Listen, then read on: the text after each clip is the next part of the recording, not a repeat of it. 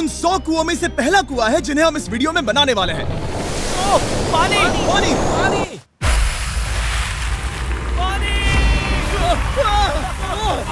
आपने अभी अभी केन्या के एक छोटे से गांव को पीने के पानी का अनलिमिटेड सप्लाई मिलते हुए देखा, वो भी सिर्फ 1 सेकंड में। अभी एक कुआं बना है और 99 बाकी है। आपको ये वीडियो बहुत पसंद आएगा। इन 100 कुओं को मिलाकर 5 लाख से ज्यादा लोगों को पीने का ताज़ा पानी मिलने वाला है। केन्या की इस साइट पर कुछ कुएं बनाने के बाद हम नाइरीरी स्कूल सिस्टम के साउथ में गए और कह सकते हैं कि उन्हें हमसे मिलकर बहुत खुशी हुई। क्या हाल है? मैंने ऐसा नहीं सोचा था। स्वागत के लिए शुक्रिया। समझ नहीं आता कैसे रिएक्ट करूं। बहुत बहुत शुक्रिया दोस्तों। हमारे आने पर इस गांव ने हमारा जोरों से स्वागत किया और नोलन इसमें थोड़ा खो गया।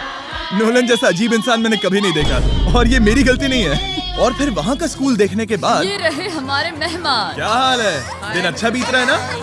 सबसे मिलकर अच्छा लगा। एक टीचर ने मुझे दिखाया कि स्टूडेंट्स कहाँ से पानी पीते हैं, जो कि एक बहुत ही अनसेफ नदी से आ रहा था।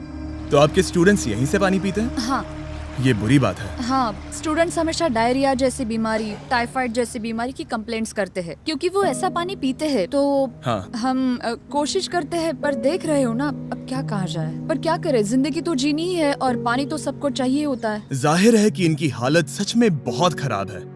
असुरक्षित पानी पीने से इन बच्चों की जिंदगी बहुत कम होती जा रही है, पर कम से कम इस गांव की मदद करने की हम पूरी कोशिश करने वाले हैं। क्या पता ये मुझे फिट आएगा या नहीं। मेरा सिर बड़ा है। देखते हैं पानी मिलता है या नहीं। ओह,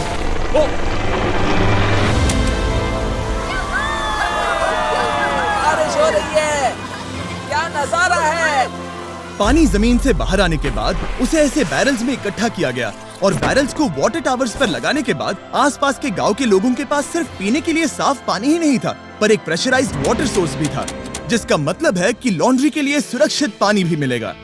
और खींचो। मुझे बताओ ये नोलन की मॉम से कितना हैवी है? नोलन की मॉम से दुगना। ओह गॉड। मैं तुम्हें यहाँ से धकेल दूंगा। ठीक है, इसे अब यहाँ रख दो।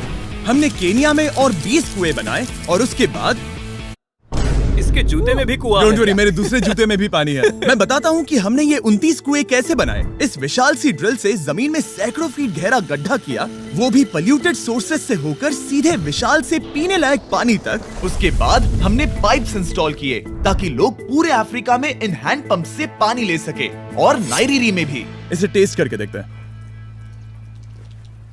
पानी जैसा है। मुझे इस 5 गैलन ड्रम को भरने के लिए 5 मिनट लगे। इससे एक दिन में कितना पानी मिल सकता है? 3600 गैलन्स एक दिन में। ये ना केवल इस स्कूल के 400 बच्चों को कवर करेगा, बल्कि स्कूल के आसपास के गांव वाले भी इसका अच्छे से इस्तेमाल कर सकते हैं।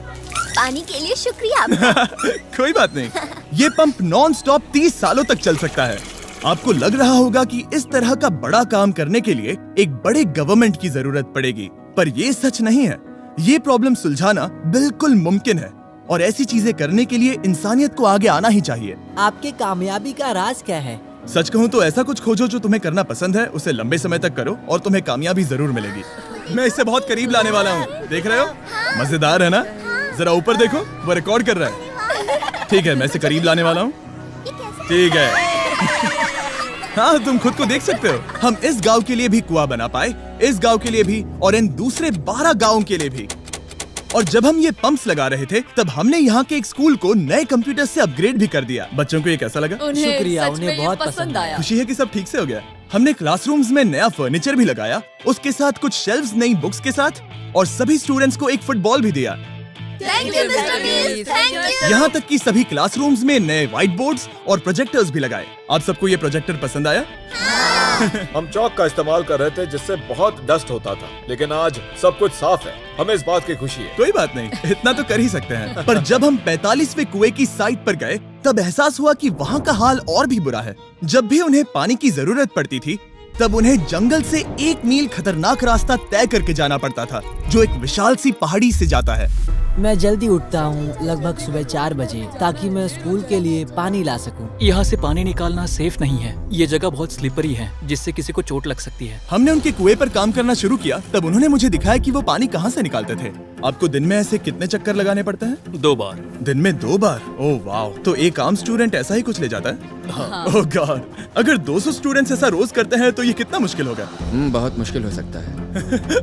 ओह गॉड, ये ढलान तो बहुत बड़ी है। अरे यार, ये ढलान तो रुकने का नाम ही नहीं ले रही। हर रोज मैं सच में दंग रह गया कि ये चढ़ाई कितनी मुश्किल थी। ये सब इतना कुछ करते हैं ताकि वो यहाँ तक पहुँच सके, जहाँ इन्हें साफ पीने का पानी मिल सके। आमतौर पर आप पानी यहीं से लेते हो? हाँ। और पानी भरने के बाद ये जग्स लगभग 18 किलो तक हो जाते हैं, जो इन बच्चों के लिए पहाड़ियों से ले जाने के लिए बहुत मुश्किल है। लेडीज आराम से ये 2 उठा सकती ओह, हैं। तो मैं अभी जरूर ले जा पाऊंगा। और एक बार हमने जग्स भर लिए, उसके बाद वक्त था वापस ऊपर जाने का। जल्दी करो, चलते हैं। इससे तो पसीना भी नहीं आ रहा है। मैं ले लूंगा। और अब घंटों तक असुरक्षित पानी को इकट्ठा करने के बजाय उनका नया पंप स्कूल के बस 10 फीट दूर था, तो अब ये यहाँ से पानी ले सकते हैं। बहुत थक गया हूँ। और फिर हम गए हमारे अगले गांव में, जहां हमने बनाया हमारा 46वां कुआं। पर हमें एक प्रॉब्लम से गुजरना पड़ा। हमने देखा कि ये गांव आधे से बटा हुआ है, वो भी इस खतरनाक सी नदी से। ये अभी इतनी खतरनाक नहीं लगेगी, पर जब बारिश का मौसम आता है, पानी ऊपर तक आकर इस पुल को पूरी तरह से निगल लेता है। और ये पुल इसलिए इतना जरूरी है क्योंकि वहाँ जो गांव है, वहीं पर सभी हॉस्पिटल्स और स्कूल्स हैं, इसलिए यहाँ से रोज गुजरना पड़ता है। ये खतरनाक है, लेकिन इस पुल के अलावा इनके पास और कोई ऑप्शन नहीं है। जब ये नदी उफान पर होती है तो ये किसी को भी बहा ले जाती है, लोग, स्टूडेंट्स, यहाँ तक कि जानवर भी। हाल ही में इस नदी को क्रॉस करने की कोशिश में हमने 3 लोगों को खो दिया। इस तरह किसी की जान जाना पागलपन है और हम इसे स्वीकार नहीं कर सकते। और जिस पल हमने इस बारे में सुना, तब हमें मदद करनी ही पड़ी। तो पंप तक जाने वाले पुल को जब हमने ठीक करना शुरू किया, तब हमने केन्या से 2000 मील दूर जिम्बाब्वे देश का भी सफर तय किया। अफ्रीका में आए 1 हफ्ते से ज्यादा हो गया है और अब भी कई पंप्स लगाने बाकी है। तुम में से बदबू आ रही पर है। मैंने सुबह ही शावर लिया था। बात होते ही मैं हाथ नीचे ले लूंगा। इस काम के लिए मैं तुम दोनों पर भरोसा कर सकता हूँ? हाँ। हमें सबसे पहले एक लोकल हॉस्पिटल की जांच करनी थी, जहाँ साफ पानी की सख्त जरूरत थी। अंदर जाने पर हमें पता चला कि इस क्लिनिक की इस गांव को कितनी जरूरत थी। 1 साल में यहाँ पर कितने बच्चे जन्म लेते हैं? 1 महीने में करीब 50। इसका मतलब 1 साल में पूरे 600। वाह! पर दुख की बात यह है कि इन प्रेग्नेंट महिलाओं को सिर्फ पानी लाने के लिए 1 मील तक जाना पड़ता है और इन भारी बकेट्स को लेकर वापस आना पड़ता है। पर अच्छी खबर ये है कि हमने इनकी पैसों से मदद की यहाँ पर एक मॉडर्न पंप लगाने के लिए। और अब बस देरी थी इसे शुरू करने की। ठीक है नोलन, क्या तुम तैयार हो? मैं तैयार हूँ। ओवर। मुझे एक ड्रामेटिक जूम इन दो। नोलन, मैंने बटन दबा दिया है, ये काम कर रहा है? पानी आ रहा है। आप जाकर चेक करना चाहेंगे? हाँ। वहाँ पर? हाँ, चलो चलिए, चलते हैं। लोगों को पानी मिलता देख मुझे आखिर बहुत अच्छा खुशी हो पानी रही मिल ही है। गया। ये सच में कमाल की बात है। हमारा नोलन एक प्रोफेशनल डांसर है। हाँ। यकीन नहीं हो रहा, मैं डांस कर रहा हूँ। वो कर क्या रहा है? ओह गॉड, सॉरी, मैं नहीं चाहता कि आप इसे और देखें। साफ पानी मिले ये पक्का करने के अलावा इस गांव में बहुत से स्टूडेंट्स को ट्रांसपोर्टेशन की भी दिक्कत थी, तो हमने इन सबको नई साइकिल्स देने का फैसला किया। बच्चे बहुत ज्यादा हैं, पर हमने साइकिल्स भी उतनी ही खरीदी हैं। सच बताऊं तो मुझे साइकिल चलाना नहीं आता। जिमी को सिर्फ साइकिल देना आता है। कभी इसे चलाना नहीं सीखा। तो चलो हम एक रेस लगाते हैं। 3, 2, 1, गो! ओह माय गॉड, सभी मुझसे आगे जा रहे हैं। संभल के, मुझे चलाना नहीं आता, किसी को उड़ाना नहीं चाहता। तुम इसे चलाओगे? ठीक है, जाओ चलाओ। ओके। और इन्हें साइकिल्स देने के बाद हमने तब तक पंप्स लगाए जब तक हम पहुंच गए कुआं नंबर 69 तक। ये कुआं सोलर पावर्ड है, जो गांव के किसानों के लिए खास बनाया गया है, ताकि इनकी फसलों और जानवरों को जरूरत से ज्यादा पानी मिल सके। चाहे गर्मी हो या फिर बिजली ना हो, इससे कोई फर्क नहीं पड़ेगा। और एक पैनल है 200 वॉट्स का, जो एक पंप से जुदा है। ये पंप हर घंटे 5000 लीटर पानी खींच सकता है। बेसिकली ये अनलिमिटेड पानी का सोर्स है इस पूरे गाँव के लिए।